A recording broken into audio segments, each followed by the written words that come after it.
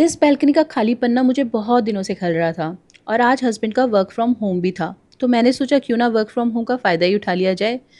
Hello friends, मेरा नाम स्वाति है और मैं मुंबई में रहती हूँ। और अभी टाइम हुआ है करीब करीब 11:30 बज रहे होंगे। मैं बस सिया को स्कूल छोड़ के ही आई हूँ और आके हस्बैंड से पूछा कि अगर आपकी कोई इंपॉर्टेंट मीटिंग ना हो तो आप मेरे साथ चलोगे। तो हस्बैंड भी रेडी हो गए और हम लोग निकल लिए कार से अपनी मंजिल की तरफ। मुझे फ्रंट सीट पे बैठने का ना मौका कार में बहुत कम मिलता है क्योंकि मुझे सिया के साथ पीछे बैठना होता है। लेकिन मैं जब भी बैठती हूँ ना मुझे बहुत अच्छा लगता है हस्बैंड के साथ इस तरीके से ड्राइव पे जाने के लिए।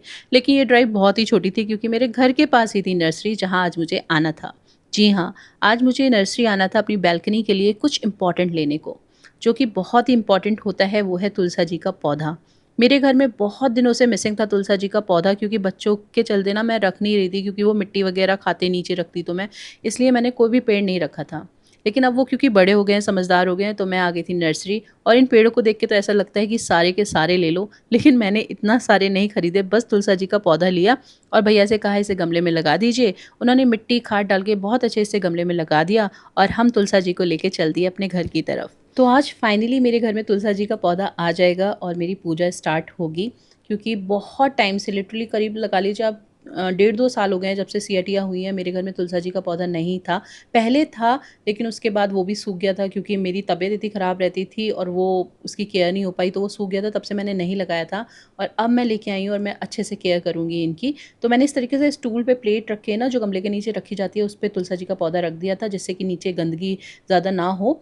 और फिर मैं लग गई थी लंच बनाने के लिए। आज लंच में मैंने बनाई है मोठ की दाल। हमारे यहाँ इसे लाल मोठ की दाल कहते हैं, आपके यहाँ क्या कहते हैं मुझे नहीं पता, प्लीज़ कमेंट बॉक्स में बताइएगा जिन जिनको पता है। तो ये दाल बनाई थी मैंने, सैलेड कट कर लिया था और फिर हम लंच करके ना सो गए थे क्योंकि स्वाभिक का आज ट्यूशन नहीं था।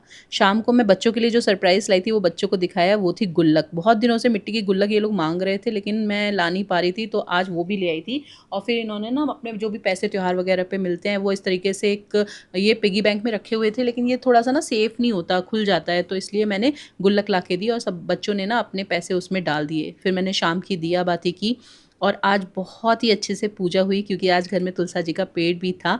अच्छे से पहले अपने मंदिर में दिया बाती आरती की, उसके बाद छोटू गणपति जी के आगे धूप लगाई जो कि मैं रोज़ शाम को लगाती ही हूँ।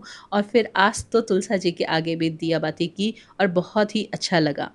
तो आज का मेरा जो व्लॉग था वो यहीं तक था। अगर आपको पसंद आया तो प्लीज़ लाइक और सब्सक्राइब कीजिएगा।